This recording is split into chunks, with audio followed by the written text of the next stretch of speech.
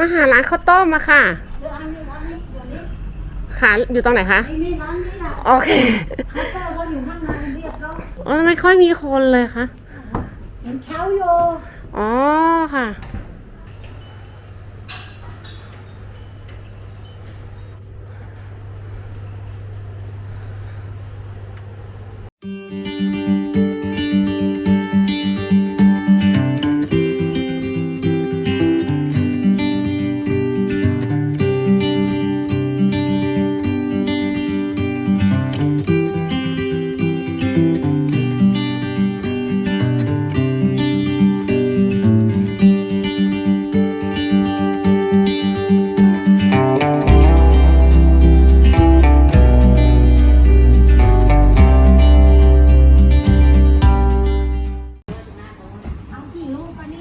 เอามาสัก4-5 ลูกอะ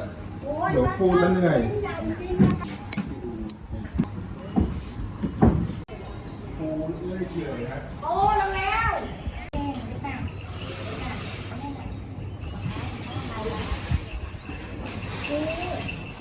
เข้าลงเข้านี้เลยคนตรงข้ามบ้านเรานะปูรู้ป่ะผมไปกับพวกมึงนะแกงเขาไปอยู่คนนึงแกงของเขาไม่ได้เขาเจ้าของปูเขาตัดไม้คือของเจ้าของแกงหมดไม่ได้จะเอาไหมนะคะมีอยู่นะนี่เก็บไปแข็งกระดาษแต่ว่าท้อไม่ได้สั่งแต่กล้วยเอาได้ครับเปล่ามันไม่มีแต่ตาน้ำอะไรตานี่แหละครบมีคนเยอะไหมครับเด็กมาเบียดกันนู้นฉันจะไม่กดมีต้มครับแต่มีต้มกินต้มยังไงครับก็ไปต้มนั่นแหละเอาแป้งทำไป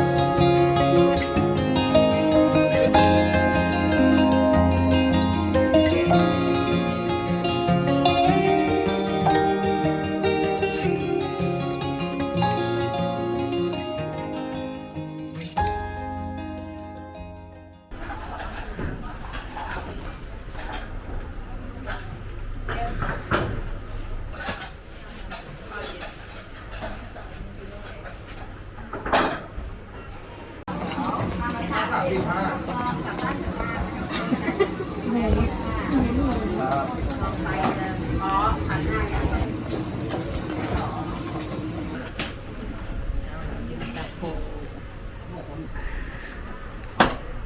ินมาเรื่อย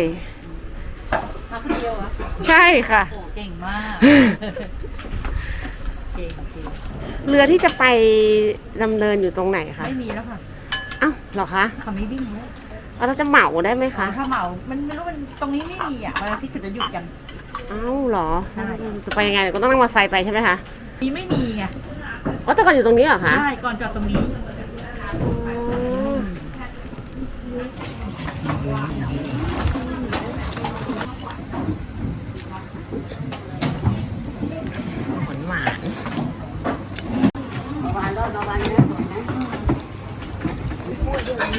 น ก็ได้ถุงได้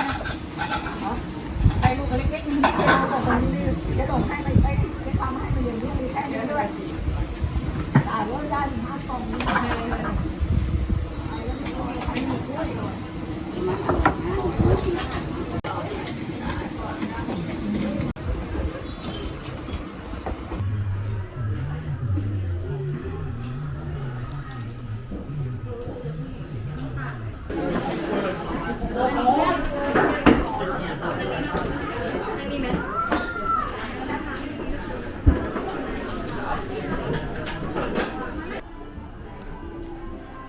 รอสิ้นปี